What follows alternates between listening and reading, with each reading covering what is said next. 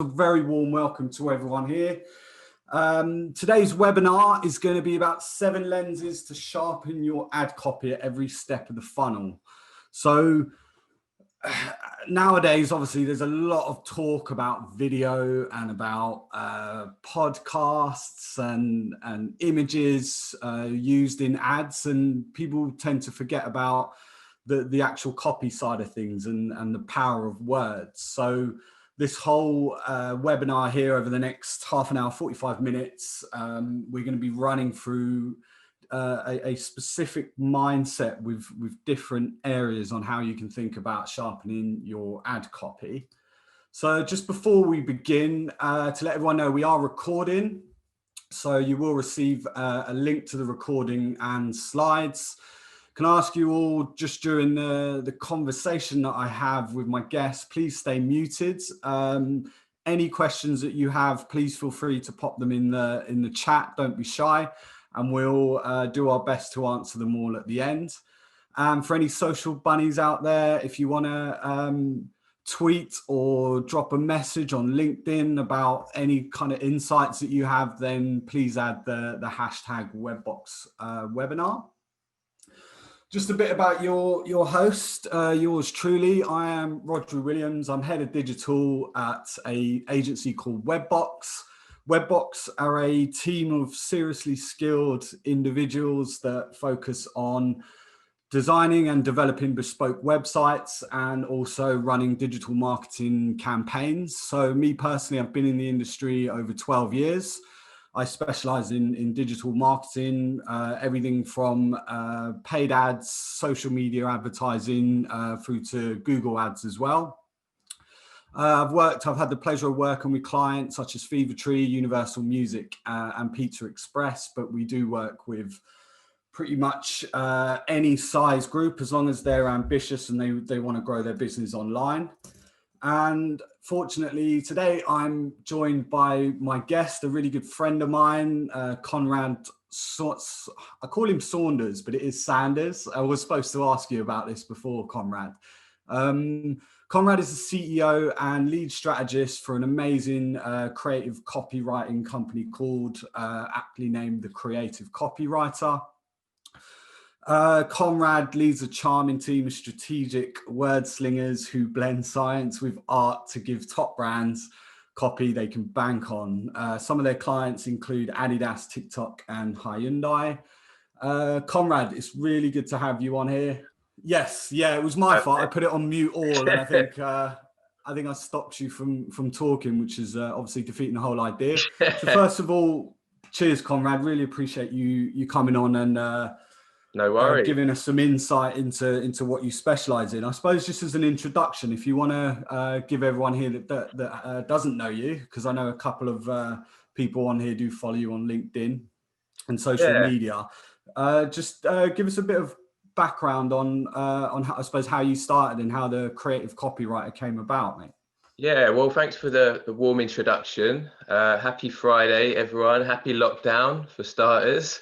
Or maybe it's not so happy, but yeah, you've given a nice little summary of what we do as an agency. I can give you my life story, but I'm sure we probably want to get onto the lenses. So where I started copywriting, I mean, I was always interested in writing, creative writing. It was my favorite, English language is my favorite subject at school. I went to study philosophy at uni because I guess it's one of those subjects that you study because no one really tells you to go and study something practical, or at least they didn't back then. And philosophy kind of helps you with everything and nothing at the same time. And then straight after uni, I went out to Australia for that whole work travel thing, which is actually where I met my now wife and co-director of the agency, Nitsan. And I got into face-to-face sales, and I learned a lot about sales psychology, which I would later use, in the written form when I studied copywriting.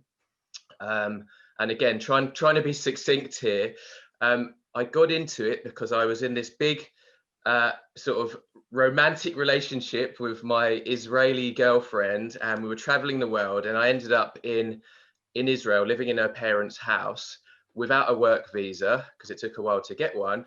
and I had some time on my hands, and I thought, right, I want to study some stuff. So I went online and I learned copywriting. I didn't know what it was before that, and I knew that I was, good at writing and enjoyed it. Studied copywriting, but I also studied SEO, which was a really important part of the equation here, because I think, not to jump into the lenses too quickly, but it gave me this sort of outside-in approach to business and to marketing, which is about gathering data and rather than just jumping into something based on your own idea, finding out what people are searching for. And that's where the creative copywriter came from initially.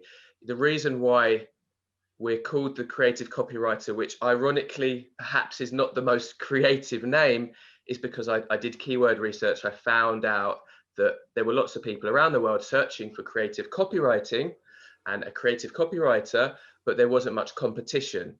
And hence I built a blog around creative copywriting. I studied it and I started writing about it. And that's when I got into content marketing. So before we were actually a website and before we were an agency, we were a blog. And so it's kind of this quite unusual journey into building an agency that really set us up for success, because for many years we have been on page 1 of Google when you search creative copywriting from around the world, and now also copywriting agency as well. So I guess I merged the understanding of SEO and kind of data gathering with this skill of copywriting, and together built the agency from the ground up in this kind of unusual way. And I think that's probably enough. I won't go into the ins and outs of the rest of the story, but that's how it all started. Right, I didn't actually know that it was SEO focused on that name, but I suppose I can understand that now. Yeah. And how long have creative copywriter been going? So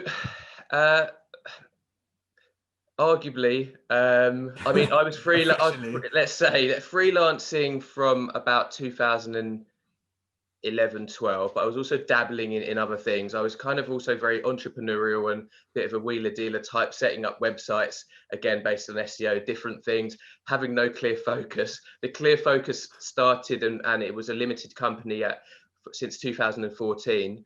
And then another key milestone was bringing my wife into the business in 2017.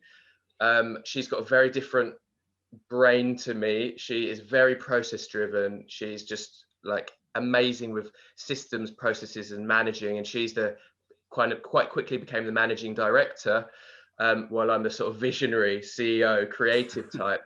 And so from 2017 is really when there's a definite difference in kind of our growth, because I think having those two different types of brains as the leadership team really works really, really well, because we've just got these different strengths that complement each other. It's kind of she's the yin to my yang, if you will. I love it. Yeah, I'm just thinking about, as you're talking about that, I'm just imagining, I can say this because she's not in the house. I don't think I could ever work with my wife, if I'm being honest. Not in that sense. We hear that a lot. It's nice. Yeah, it's nice to have that balance, isn't it? Where you can see what your skill sets are and use them in a perfect blend. So yeah, we don't work in the same room. Cool. That's one thing I say. Oh, don't you? Yeah, I know a few clients of mine that have a husband and wife, and they're the exact same. I was like, oh, I thought you'd have an open plan office, and they were like, absolutely not. We need separate spaces, otherwise we can't work together. Definitely. So no, it's good to get a background for everyone, and going from a lot of agencies start by, I suppose, freelancing to start off with, and having that, like, what pushes you to then actually become an agency or stay a freelancer. So obviously we spoke about this a few weeks back when we decided to run this webinar, and you mentioned to me this amazing methodology that you used. So obviously, given the time that we've got here, we condensed it to 7 lenses based on a theme of obviously ad copy, although I'm sure a lot of what we speak about will be relevant for all types of copy. It doesn't just have to be ads. But ultimately, there's 13 lenses in total. Just give us a bit of background on how this methodology came about then, and how you thought about it. Yeah, I think it was something that was brewing for a while. I guess the idea was I was trying to take what was in my mind, in my brain, and formalize it in a way, in into a framework or a methodology that you can use in a very practical sense to analyze and optimize copy and content at every step of the funnel. So in any and every context. And you're quite right when you're saying that, you know, this applies to ads, this applies to landing page copy, this applies to long form content, white papers, etc. You know, and it was, I suppose, initially created to be a framework that for my team to use, essentially as a reference point for copywriters, for the copy editor as well, and for quality assurance, which is a very important part of you know, providing a service as an agency, as you know, and you know, it's basically so that you can, to continue the analogy, sharpen your copy into focus and make sure you're ticking all the boxes, because there are so many different considerations when it comes to words and messaging and everything that you need it to do. You know, it's got to do so much and it has to tick so many boxes that I really wanted to formalize that into somewhat of a kind of checklist. And we've got kind of internal checklists based on this methodology. And another way to look at it is, just to be completely analogy heavy, is ingredients in, let's say, the secret sauce of writing, you know, powerful copy. You know, when you're cooking a sauce, you need to have all the ingredients, the salt, the sweetness, the acid, etc. But I think this analogy is quite important because you also need to get the balance right. You don't want it to be too salty or too spicy or not spicy enough. And I think that as we go through these lenses, an important thing to consider and bear in mind is that it's about balance in the end of the day. And you don't want to focus too much on one individual lens. You know, you don't want to make it too spicy, that sauce. And I think that lots of marketers make the mistake of going too far in one direction. You know, it's too salesy, for example, and they forget the other ones. And that's why I wanted this framework, so that, again, initially just for my team, they wouldn't miss a trick, because, you know, you're often thinking in one lens or one mindset, like I'm proofreading this to make sure there aren't errors or making sure, but then you might miss something about the tone, or you might miss, what about the call to action? Is it strong enough? And so it's really there as this reference point. No, I think it's great, because I think, like, before any campaign that we're running, and it is an ongoing process with our clients, is where we're always focused on personas and who those types of people are. But once you've nailed those personas, you might figure out their interests and the demographics and psychographics and behaviors and everything else.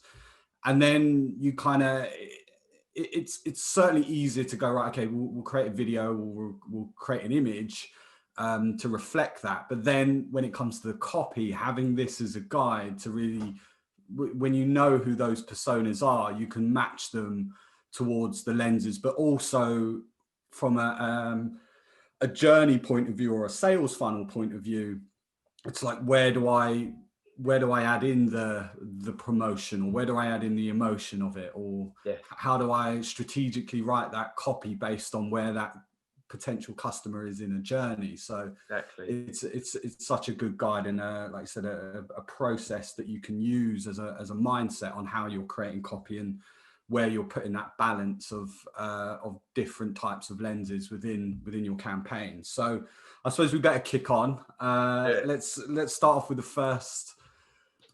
first lens then, the context lens. So again, just give us a bit of an overview on what the context lens is, and what it means. I'll give you some context around the context lens. So, I mean, you can say context is king. So, you know, the context lens is all about understanding and paying attention to the context in which your target reader, your target prospect, consumes that copy or that content. And by that, I mean a few things. So first of all, what stage of awareness are they at when they're reading that, or are most of them at? And I think we can probably delve more into that in a minute. Secondly, where are they physically and or digitally consuming the copy? You know, I know we're focusing on digital ad copy, but if we're broadening it slightly, are they driving past the billboard ad, or are they jumping online and flicking through their social channels quickly, or are they reading a long form article? You know, there's different context there. One of the main points to consider there is, are they in a rush or not? It makes a difference to the kind of copy that you should write, and even whether you should be targeting them or not. And the third point here is the context of their lives. What else is happening in their lives? And an obvious one here, a very obvious consideration, is COVID, right? There were so many companies that made the mistake of just hitting their audience, their target prospects, with exactly the same ads as they were pre-COVID, once we'd moved into this COVID world, and not fine-tuning their ads to the sensitivity of the situation, to the context of what was going on. And we saw so many mistakes, especially from retail brands, and backlash from their customers, because, you know, again, the context changed. And another thing to mention there is, you know, often when you're actually targeting people, it's good to understand what's going on in their lives, you know, especially when it comes to trying to change habitual purchasing behavior. If something big has changed, they've got married or they've had a baby, that's often the time that you can target them with a new product. You know, if you want to wean them off something they've been buying for years, that's the time often that people actually are changed, because there's a huge change going on in their lives. So those that are kind of thinking about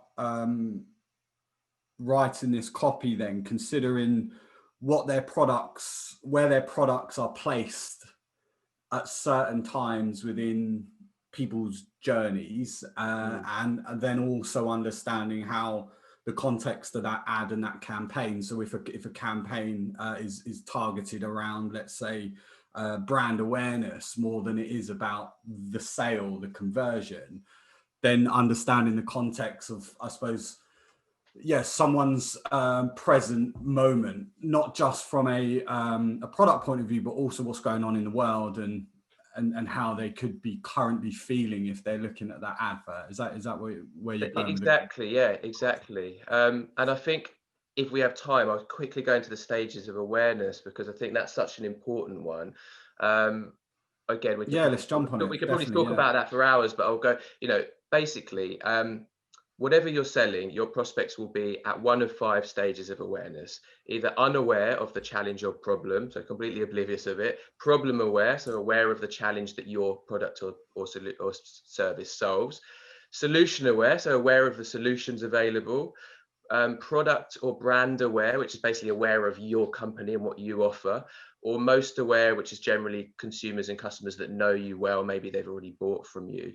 And without going too far into it, you know, the idea is that you want to fine-tune your copy and your content to that stage of awareness. I'll give you a quick example. So we have a copywriting academy. It's our digital product. I'm not trying to plug it, it's just fresh in my mind. And you know, there's a ton of prospects out there that are typing into Google how to make money writing online, right? There's like hundreds of thousands of people every month. But it would be a mistake of us just to slap a search ad up selling our copywriting course, saying buy our copywriting course, or best copywriting course to buy, or whatever, because most of those people won't know what copywriting is, right? So they're problem aware. They know that they can write, but they don't know what the solution is. So what we should be doing, and what we're actually doing, is we have a lead magnet, you know, an ebook which is called something like 3 Ways to Make Money Writing Online, in which we introduce the idea of copywriting, and the ads point them towards that. So do you see what I mean? So you're capturing them at the top of the funnel, exactly, first, without just plastering an advert with them. Exactly. Completely get that, because obviously we do a lot of remarketing campaigns, and again, it's like where you put 5, I'm not as intelligent as you. I'll only use the power of 3, so it's kind of like that know, like, and trust thing. It's like people don't know you first, so why are you trying to sell someone? Someone's only going to buy something off you if they trust you. So the whole idea is getting content out there to get to know them. Once they've gone on your site, then obviously, and depending on their journey, it's a case of well, if we're going to remarket to them, then that message is going to be completely different because they already know who we are. They may have consumed some of our content or some of our clients' content, or put something in a basket, so and abandon that basket, but they're further down that funnel. So we like to say that, so too many companies propose on the first date. Basically, that's the mistake. You know, you need to kind of take them on that journey. Cool. So that's the context lens. Looking at lens number 2, then the outside in lens. So again, give a bit of a background on the thinking behind the outside in lens. Yeah, it's one of my favorite lenses, one of my all-time faves. So I have been for many years banging on about this belief that I think most or many marketers and business owners make the mistake of taking this inside out approach to decision making, whereby it's assumption led rather than demand led. So they kind of think, oh, I've got a great idea for a product or service, this, and let's go to market. Or I've got a great idea for a campaign, this, let's do it. And, you know, they're just a sample of one, or if they've got a team, they might be a sample of 10. They're not, they can't truly understand the needs, desires and pains and challenges of their target audience, of their hundreds of thousands of target audience, just by thinking of a good idea, right? Sometimes you can get it right, but the best content strategies and the highest converting copy comes from gathering data and from truly understanding and essentially what I've written here, you know, basing your copy on insights, not just assumptions. And, you know, you can do that through, like I said, gathering data in a number of different ways, such as buyer interviews, literally talking to your customers and talking to your prospects, surveys, sending surveys out, on-site polls as well, like exit polls, to understand why are they leaving? Why are those 97% of people not converted? What can you gather from them? Focus groups, you know, social listening tools, and of course, my favorite, perhaps, keyword research. You know, and we live in a data-rich digital world where you can gather all this information. And the cool thing about gathering data is that it not only will help you create better products and services and, you know, focus on the right benefits for your when it comes to the copy, but you can even do this thing which we call gathering voice of customer data, which is where you pick out words and phrases that you see cropping up a lot across that data, and then you weave it into your copy. And it's so smart because essentially you're using the language of your customers, and you know it's going to resonate, you know it's going to convert, because you're literally taking those words and phrases from the mouths of the very people that you're trying to convert. So it's a very, very good, strong approach that, in my sense, makes a lot more kind of business sense. Yeah, definitely. I think we see it all the time. Well, I personally see it with clients. They're at different stages where some are very, you know, they have the data, they're experienced in doing ad campaigns and so on. So they'll know exactly what they want from the insights. And then you've got those that have a personal kind of, I want to do this because I think this will work. And then also I have clients that are like, well, what do you think works? And again, my opinion is just as subjective as theirs is. It's just the opinion of one. Exactly. I've got a phrase I always use, and it's just let the market decide. So taking that data and using it is such a good way of kind of really focusing on content that is specific to them. And I love the idea of, you know, the voice of customer, just picking those words, and whether it's, you know, a word like I think or I feel, it's completely different, and people react in different ways based on that. So no, the outside in lens is one that I try to push clients to think about the outside well, because yes, you don't get me wrong, when I do speak to clients, it's like, you do know your business more than anyone else, but you can get siloed and stuck into this day-to-day way of working, or even from a word point of view, it's like, you know, that jargon because you live, eat and breathe it, but then a portion or persona that you target may not have absolute clue what you're on about. So come at it from a different angle, or in this case, a different lens. Yeah, you won't Cool. know. Well, go on. Sorry. You won't know your customer as well as they know themselves. So try to get the information from them. That definitely makes sense. Definitely. Let's. All right. We're up to 15 minutes left if I'm timing myself. So we'll jump on to the next one then. Let's do it. Right. I'm really intrigued about this one. Pardon the pun. But yeah, tell us about the Intrigue Lens. Yeah. So, I mean, our brains are hardwired to be curious. I think that's one of the things that makes us human. That's where science comes from. Our desire to explore and understand and fill information gaps. In the end of the day, what you're doing with an ad is trying to divert someone's attention away from what they were doing, right? Most people don't jump online and browse an article in order to browse the display ads on the side, right? That's not generally what you set out to do. So it's a very tough task that we have as advertisers to try and pull them in a certain direction. And that's why you do need strong psychological kind of drivers, one of them being intrigue. And you can do this for a number of ways. The curiosity gap, we call this, which is kind of like a cliffhanger, which is where you tease them with a bit of information, but don't give them all of the information. Clickbait, which generally has negative connotations, uses the curiosity gap probably a bit too powerfully, and you're often let down when you land on the article. But there's a technique. I'll give you a quick one. Even using the word this or these to refer to the thing that, in order for them to understand what the this or these is, they have to click. So the most famous copywriting headline is from 70 years ago, but the formula can still be used today, is, do you make these mistakes in English, right? And if you read that, you're kind of thinking, hang on, what mistakes? And the only way you can understand what those mistakes are is by reading the article, or in a modern day version, by clicking the link. So curiosity gap is super powerful.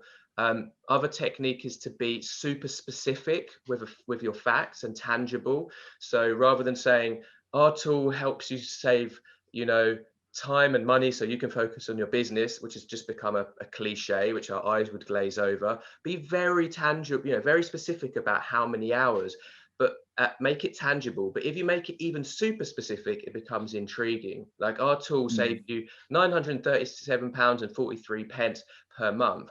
And the mind just thinks, wow, that's so specific. There must be a reason for it. I need to find out what that reason is.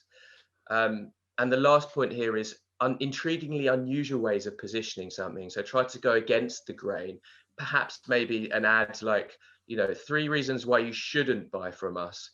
I don't know if that's the best example to be giving people, but like reverse psychology kind of thing. Exactly. And then they land on the landing page and you're talking about exclusivity and talking about, those that aren't a good fit are these kind of people, but they want to be the special, make them feel special. So, stuff like that will be intriguing, and it will be different to all the other many ads and all that saturation that you see out there. Yeah, I get sucked into cliffhangers all the time and teasers where it's like, oh, okay, I want to know the answer to what they've just said.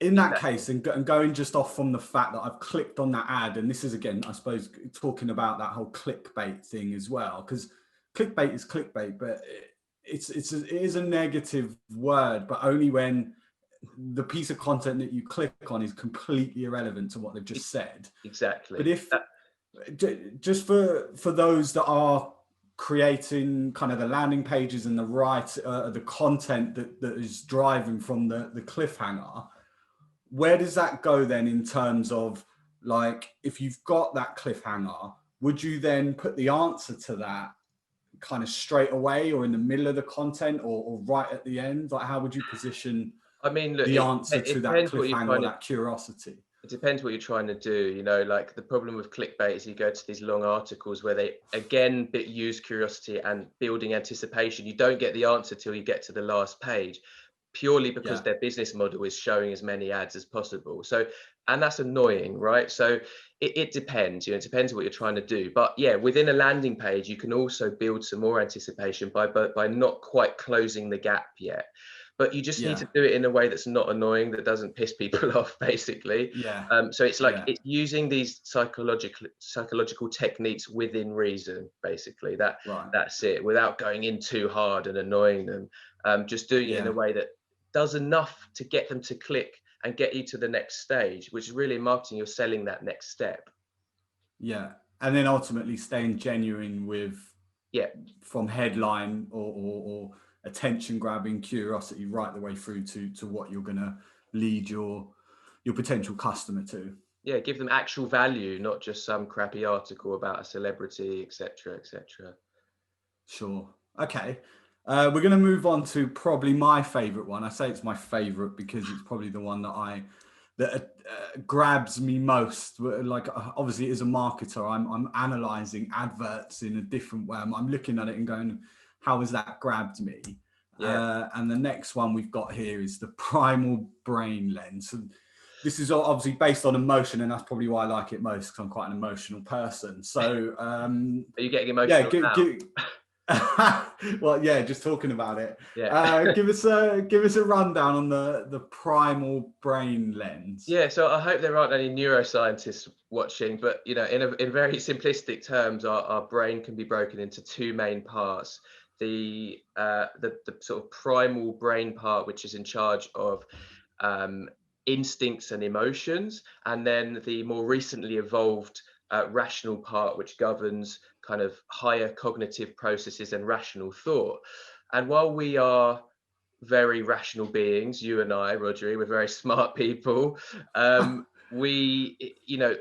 fact of the matter is that the primal brain processes just work faster, right? So if there's a tiger coming right for you, you don't generally hang around and try to work out how sharp its teeth are and weigh up the pros and cons of being eaten alive, right? You just peg it because the instinct kicks in. It just, that part, the fight or flight and emotions too, they work faster.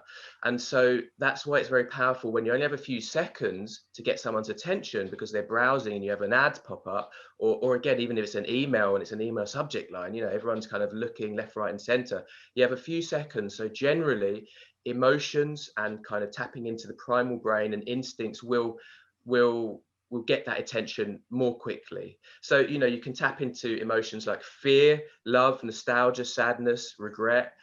Fear being probably the strongest one. It's like one of our most primal emotions, and you can always switch something from being positive to negative. Like for example, 5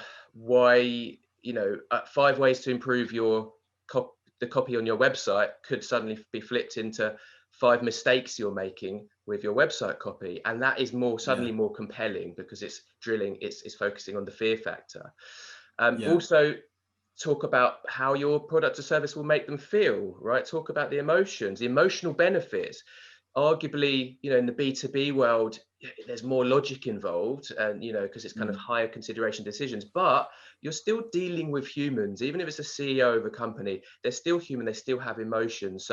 So maybe catch their attention with the emotion, but back it up with logic, because in order to seal the deal, you need to back those benefits up with rationale and logic.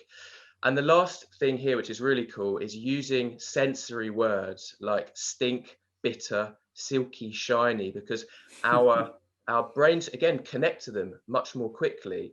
And back to that example I gave, I could say, rather than 5 mistakes your website copy is making, you could say 5 reasons why your website copy stinks like last week's fish, for example. And that's suddenly, your brain suddenly connects with that much more quickly. It builds this image, it builds this kind of emotional kind of connection to the sense that even though it's a metaphor there, it's just much more powerful. And so a really cool way to catch attention is almost think like you're talking to a reptile, right? How would you get the attention of a lizard, right? With pops and bangs and sizzles and scaring them, right? So we've got that reptilian part of our brain and it works more quickly. So try to think like that. Use words that pop and bang and etc. Yeah, these certainly relate to me in terms of how I click on ads. Definitely. I could talk about this one for ages, but obviously I am conscious of time, so we'll jump on to the next one. The Real Talk Lens. Yeah. Okay. So this is probably the oldest rule in the copywriting rule book, if there were such a thing. Write like you speak. Conversational copy has proven to get better results and to compel and convince and convert customers for over 100 years. You look at, again, we still study ads written 70 years ago, and that style is still the same kind of style that you should be applying now. And that's why we study these old greats in copywriting, like Ogilvy, for example. Yeah. We're social beings, right? We like conversation, and when it comes to reading, you'll generally, if people feel like they're in a conversation with you, they'll pay more attention. So the way to do that is, first of all, definitely talking first person. Use you and your. Don't refer to your company and yourself in in third person. That's a big mistake. Ask questions as you would in a conversation, because if you ask a question, the prospect has to stop and think about the answer. So suddenly you've got their attention, you've got them almost into a dialogue. But don't just ask a million, like 10 questions in a row, like a car dealership ad from the 90s. Try to make it real and natural and organic. Don't just, don't overdo it. And the last point here, which is super important, is steer clear of cliches and industry jargon, which the B2B world is full of. Things like, again, digital transformation. What does that mean? Like I hear these kind of phrases, or blue sky thinking, which are just kind of copied and pasted because you've seen them elsewhere. But if you think about what do they tangibly mean? What does that actually mean to someone? So steer clear of cliches. Exactly. I think this is a really good lens as well for getting across your brand's personality. Definitely. And coming across as, really being relative to who your audiences are, because your audiences are going to be attracted by things that they find in common with you, and having that kind of talk in a conversational way will really help you to attract those. Okay, so a couple more, then we're going to go through. Penultimate lens of this webinar is the Goldfish Lens. Give us some insight. Goldfish Lens, right? So you need to treat your customers like they are goldfish.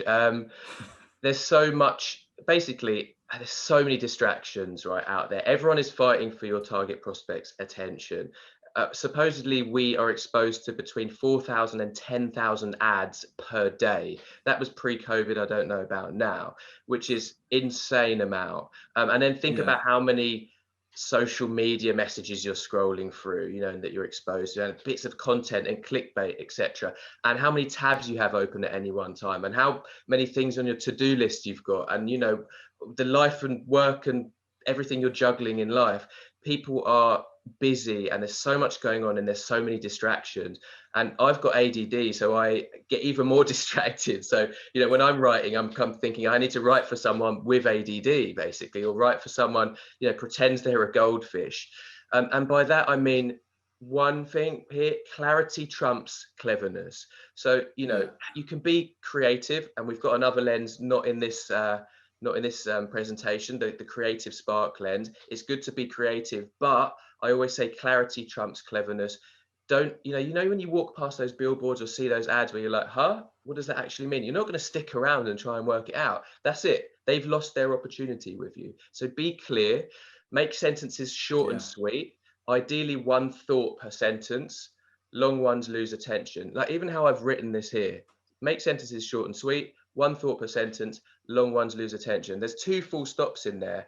That has been proven to be easier to digest when you're reading online. And in the same vein, big chunky paragraphs are just very difficult to read. So if you've got a kind of a longer form ad, let's say a Facebook long form B2B ad, and this again goes for landing pages, you see a big paragraph, it's very hard to read because there's so many words around there distracting you. So you really want to, I'm sure you've seen them in LinkedIn where people have these little broken paragraphs and there's a nice flow to it, and you kind of you feel compelled to keep reading. There's a reason for that, and we are calling it the Goldfish Lens. So ultimately, keep it short, keep it sweet, get to the point, exactly, get their attention. Exactly. Cool. And our final lens, or the final one for this, is the Zig Zag Lens. So yeah, give us a rundown on the Zig Zag Lens. Yeah, so right, you are competing, as I'm sure you all know. There are many other competitors out there. Even if you've created some kind of new technology that you think is absolutely novel and there's no competition out there, there's still competition, right? There are still similar products and services, and there's still competition for attention. And so the point here is that is differentiation. We call it zigzag because it's nice and catchy, but really this is about differentiating. The way to differentiate is by doing competitor analysis, understanding. Generally you'll see commonalities across the board in your industry because there are so many copycat sound-alikes and lookalikes out there. Everyone just copies each other these days. Don't just copy, right? You can copy certain elements, but make sure you give it a twist, your own unique tone of voice, your own style, your own format. You make sure you have a really unique value proposition. If you look at another brand and think, could they be saying that? Could they be saying that Yeah. ad? Could they be writing those exact words? If yes, then you haven't differentiated enough. You haven't zigged. And the last point on here is that when you create these differentiators, make sure they're consistent across your other collateral. You don't want to give them one experience with an ad. They click through to a landing page and it's a completely different experience, right? You want to make Yeah. sure there's some expectation matching there. And then they're like, hang on, I've clicked through to the wrong place, because they'll just bounce immediately. And we don't have it in this presentation, but one of the other lenses is the brand lens, which you kind of touched on, which is all about making sure there's consistency in tone, etc., etc. But yeah, Cool. zig while the industry is zagging. Yeah, definitely. Well, really appreciate you going through that, Konrad. I think there's a lot to take in, even with just 7, let alone the rest. But I think if you're sitting there writing, just about to write content, or thinking about how you can really put your ad copy to best use, then it's good to put these lenses on. So I obviously, first of all, I just want to say thank you very much for everyone that's taken the time out to listen to us, and hopefully there's some stuff you can take from it. I'll have a look to see if there's any questions just before we're kind of just on time anyway. So I'll just double check the chat and see if anyone. We've got a lot of thank yous. No one's come up with a specific question as far as I can see here. I think you've been so insightful that we haven't. There is no need for any questions. I got actually a couple here. I just want to quickly run through with you, Konrad. So, should you try to use all of these lenses or focus on a specific number? So obviously there's 13 in total. We went through 7, but if obviously you're not running huge campaigns, you might just be starting. Would you have a specific kind of number just to get started? I've tried to create a framework which kind of applies to everything, but that's always difficult because there are nuances involved in writing a blog post. Is very different to writing a short form display ad. I think they're kind of considerations, and I would say you should consider them all. But yeah, naturally, if you've got 4 or 5 words, you're not going to be able to tick every box. But I'd say still have them in mind, and I think that was the main reason for creating these. It's like to make sure you have them in mind, and like you make sure that you're at least thinking about them. Like coming back to the ingredients in the sauce, you're thinking like, should I add that spice to it, or you know what, probably not. It might ruin it. It might be overkill. Yeah. So I don't think there's a definitive answer to that question, but I'd say consider them all, including the other 6 lenses, and I'd love to send out a link to an e-guide with all of them to all our guests today. But yeah, answer. Consider them all, but obviously you might have to make some choices when it comes to very short form copy. And then what we'd say longer form copy, I don't know, let's say a Facebook ad, for example, where you've got a little bit more leeway than a Google search ad. Could you mix different lenses, or would you recommend people just pick a lens and focus on that one for that specific ad? I'd say definitely, yeah, it's about the balance. It's looking through all the lenses, and that's the key here. It's like look through all the lenses, because if you just pick one, you know, you might have we've got this other lens called the funnel lens. You might have a super salesy message without, which isn't conversational, which is just one big chunky paragraph. Do you see what I mean? So you might miss a trick, you might miss an ingredient. So definitely, when you've got especially more copy to play with, then look through all the lenses. It's all these considerations that should come into play.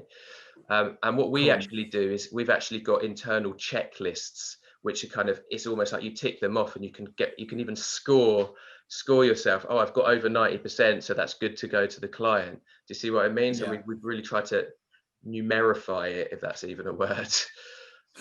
It looks like there are a few questions actually. Yeah, I was going to say, even though we're running out of time, we're happy to go through these questions. The more value we can give, the better. So let's have a look here. So we've got Joe has asked, what is your theory on proof checking copy with your target audience as part of the research?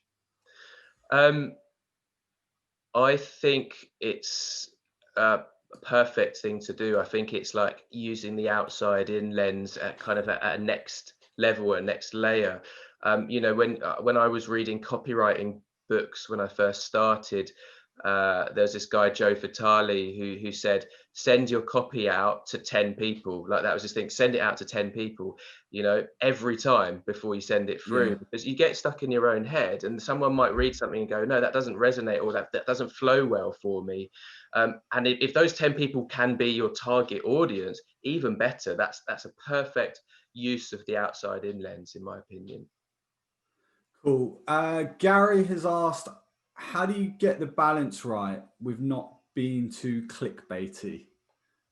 It's a good question. Well, I think when it comes to intrigue, yeah, that's probably, you know what, I'd say it's difficult. I'd say that there are formulas out there.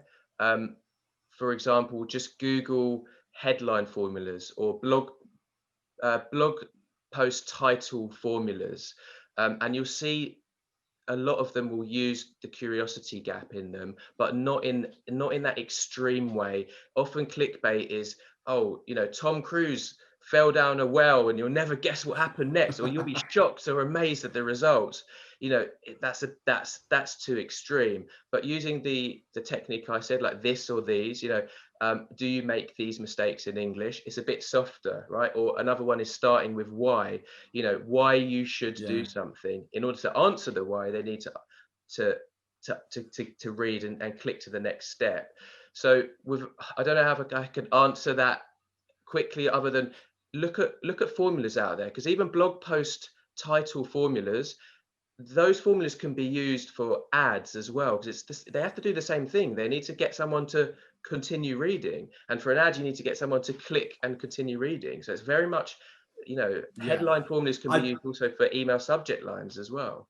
I think it's also like clickbaity, the word, I associate that with people want me to click on something, and then when I go there it's not what I was originally clicking on.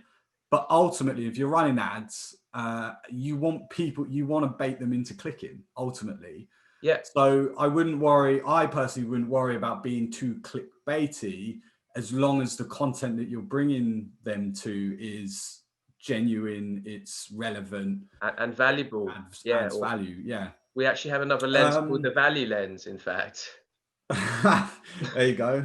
I'm just teasing the other lenses now. I'm giving you the curiosity gap in real time.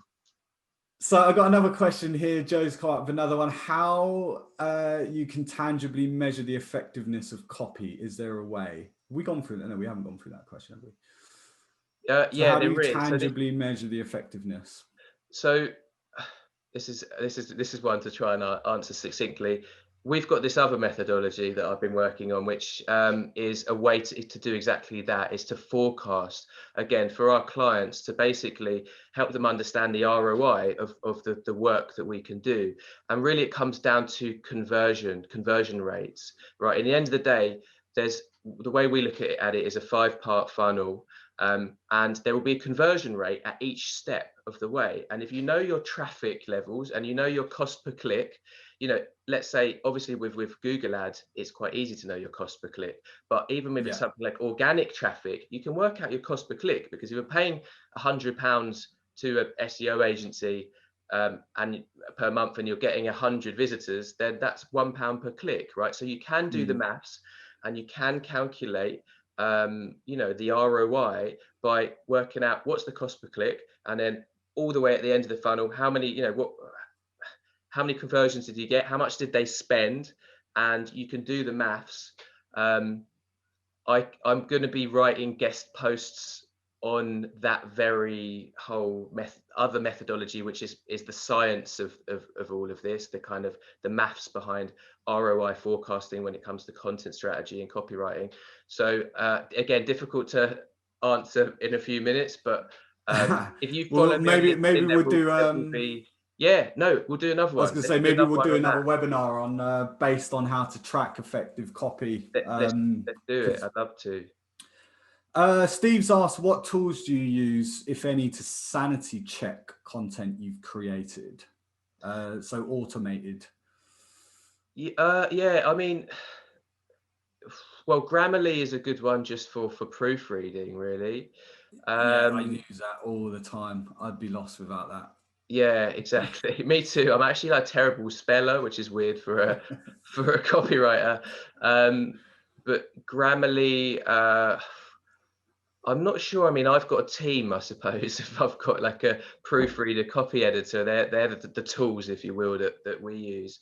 But I'm trying to think of other tools. You know, we use project management tools, obviously, which is important for keeping things running. We use Monday.com as our project management tool. We've got, as I said, we've got these kind of internal checklists that we've created, and we're trying to create more off the back of this methodology, which is a work in progress. I saw someone asking, can they get the checklist? And I think probably, yeah, I think so. Why not? We'll have to package it up in something that we can send out. But yeah, I'm all for kind of offering selfless value. So I don't see why we can't create these, kind of give these spreadsheets and offer them out to you guys. So would you say that ultimately you shouldn't really automate the sanity check if you're looking at it, and more have the human element side of it rather than being too automated? I mean, it depends I guess it depends what we're doing. You know, I think that there are definitely tools that could, there are developing AI tools for copywriting, which makes me a bit nervous, but also I'm trying to be at the forefront of that discussion, right? So we don't get left behind.